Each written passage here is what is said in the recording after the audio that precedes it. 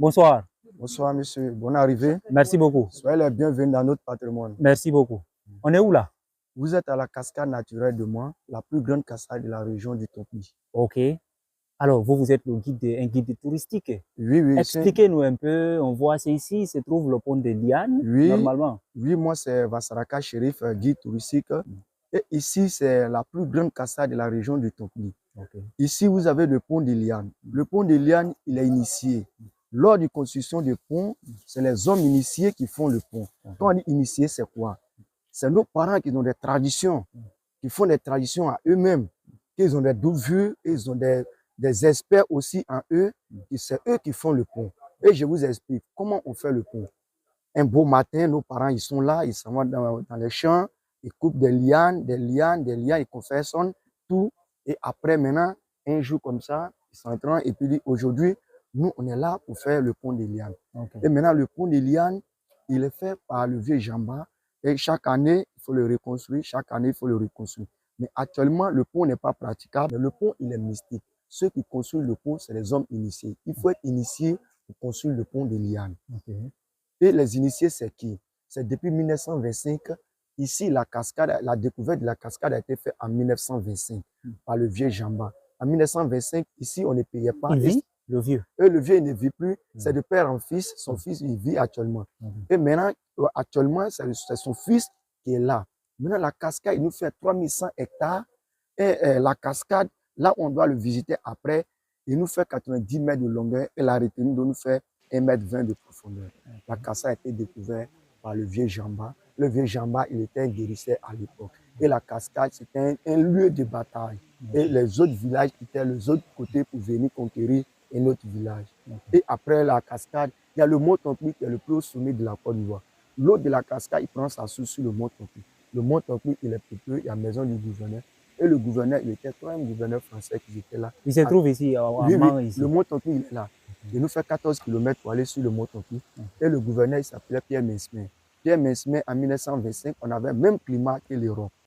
Et aujourd'hui, c'est là qu'on appelle la maison du gouverneur. Et le mont Tompi est le plus haut sommet de la Côte d'Ivoire et pas le Nemba. Le Nemba, la plus grande partie, c'est en Guinée. Oui. Le plus haut sommet, c'est en Guinée. À Danané, non? Oui, c'est à Danané. Okay. À Danané, il fait frontière entre 3 pays. Côte d'Ivoire, Libéria et la Guinée. Mais la plus grande partie, c'est en Guinée. Côte d'Ivoire, lui, prend en 3e position. Donc, c'est le mont Tompi qui est le plus haut sommet de la Côte d'Ivoire. Okay. Il nous fait 1223 mètres d'altitude.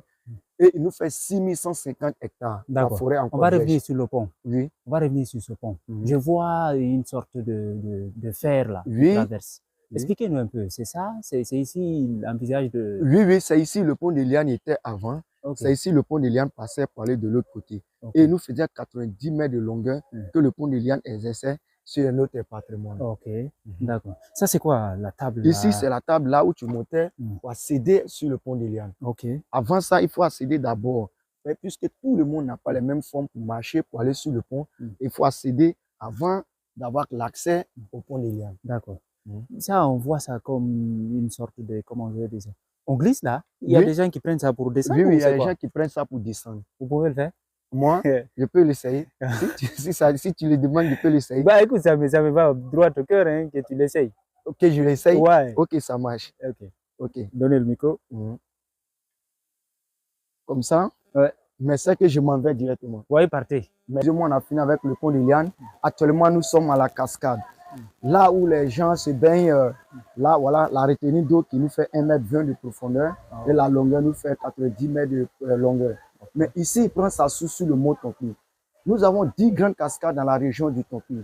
Quand on parle de la région du Tompi, c'est des cascades et des montagnes. Moi, c'est des montagnes et des cascades. Donc ici, vous êtes à la plus grande cascade de la région, qui est là, actuellement, qui s'appelle Ningwa. Ningwa, c'est un peuple d'an, c'est la chute d'eau en Yakuba. Donc ici, vous êtes à la cascade de Moi. C'est ici, les gens se baignent et on a la cascade et on a la belle Parolama. Il nous fait 3100 hectares, la forêt est encore vierge. D'accord. Est-ce que les gens, il y a les gens de tous les pays? Oui, ça vient de tous les pays, ça vient de partout en Europe qui viennent visiter la cascade. Ils viennent abondamment à la cascade. La cascade est beaucoup visitée. Donc, ça veut dire que c'est ouvert. Après de 18h30, la cascade il est fermée. Ah, ok. À partir de 18h30, la cascade est fermée et le lendemain encore, on reprend à zéro. Puisque là, c'est dans la forêt. La forêt, elle est vierge et il y a des animaux aussi qui vivent dans la forêt. Puisque la nuit, ils viennent venir boire de l'eau. Donc, à partir de 18h30, la cascade est fermée. Ok. Merci beaucoup. Ok.